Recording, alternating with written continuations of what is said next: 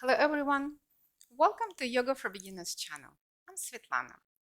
With this video, I'm starting a series of videos to break down into small details, proper body alignments and correct muscles engagement for all major postures we do during a yoga class.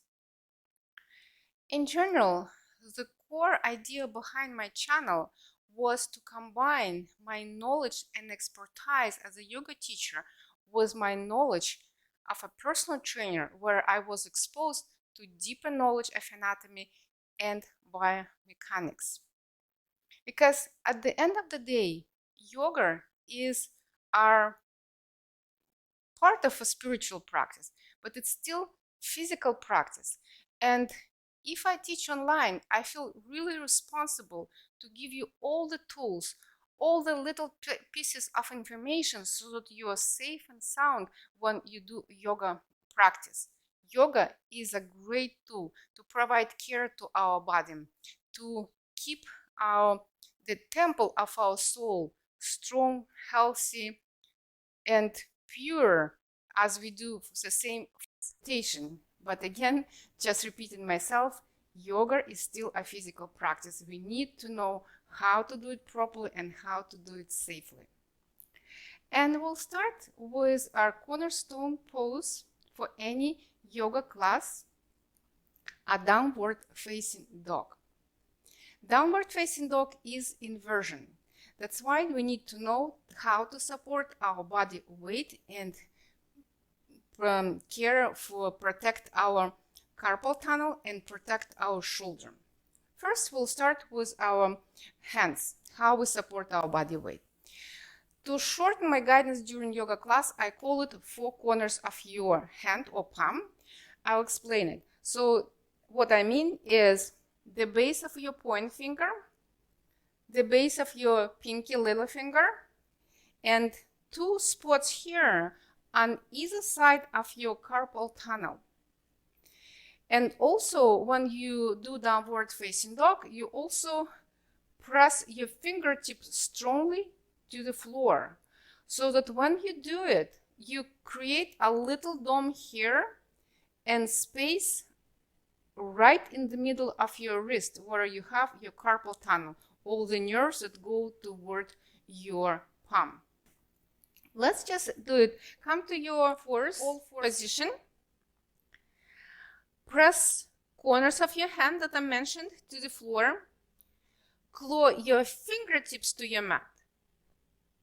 In this position, you should feel space under your palm, right in the middle, and space under your wrist, so that your wrist never compressed to the floor. It's a very, very important part of our hand.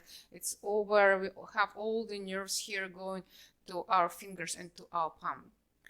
And also, when we place hands to the floor, we need to spread fingers really wide. But at the same time, our little finger is quite weak. So make sure to bring it a little bit closer to your ring finger. It's almost a straight line between your palm and your pinky finger when you place it to the floor. Let's just try again. Place your hands to the floor. Your middle finger is pointing right to the front edge of your mat. If you place it to the edge of your mat, it's perpendicular.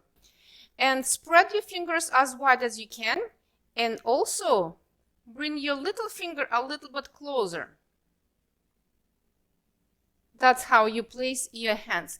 And also your hands should be slightly wider than your shoulders, because you move to downward facing dog usually from your plank. So it's slightly wider than your shoulders.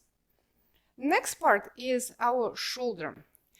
So our shoulder, if you look just at bones of our shoulder, how it's constructed, it's a shoulder blade and it has a socket, and also this bone humerus attached to with muscles to that socket. So there is no bony support. It's only muscles that support our shoulder. So then we need to really place our humerus, our upper arm bone, directly into our shoulder socket. How to feel it? Like here, if we sit and keep our body straight, it's quite easy. But how to do it when you do downward facing dog? It's easy. Your guide is the eye of your elbow. So come again to all fours position. Bend your elbows to the side, so your elbows pointing to the side. Now scoop your elbows and your upper arms in, turning the eye of your elbow forward. So that's how you know that your bone is really placed properly in your shoulder socket. What muscles support our upper arm bone connected to our shoulder blade? They're called rotator cuff muscles. We don't need to know all of them. We don't need to know that intricate combination of those muscles to do a yoga class. We just need to know how to engage them. And it's a very, again, simple way to do it. When you place your hands to the floor, you need to hollow your armpit. You simply just suck all the muscles of your under your armpit in. In this case, all your rotator cuff muscles will be engaged. Let's try. Place your hands to the floor and hollow your armpits. Just pull all the muscles of your armpits in.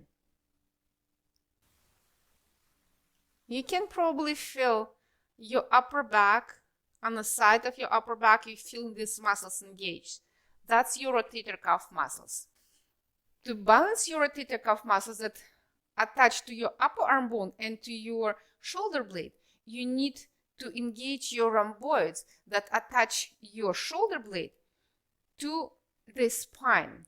And you just simply need to widen your upper back. It's easy to feel if you lie down on your back. Let's just do it on our backs in supine position first. So lying down on the floor, bend your knees, place your feet right in front of your hips, and then lift your arms, and then turn your palms as if you want to support the ceiling. First, just move your upper arm bones towards the floor. If you do it, maybe the middle part of your upper back went up.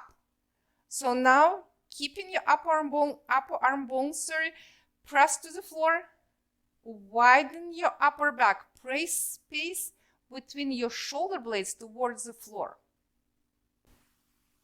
Then you'll have all the muscles that need to support your shoulder engaged. Let's just put it all together and do our downward facing dog. Place your hands to the floor. You are in all fours position. Press corners of your hands to the floor, your fingertips, creating space right in the middle of your palm and creating space right in the middle of your wrist. Now bend your elbows to the side and scoop them, turning eyes of your elbows forward. Broaden your chest and hollow your armpits. Widen your upper back, creating more space between your shoulder blades.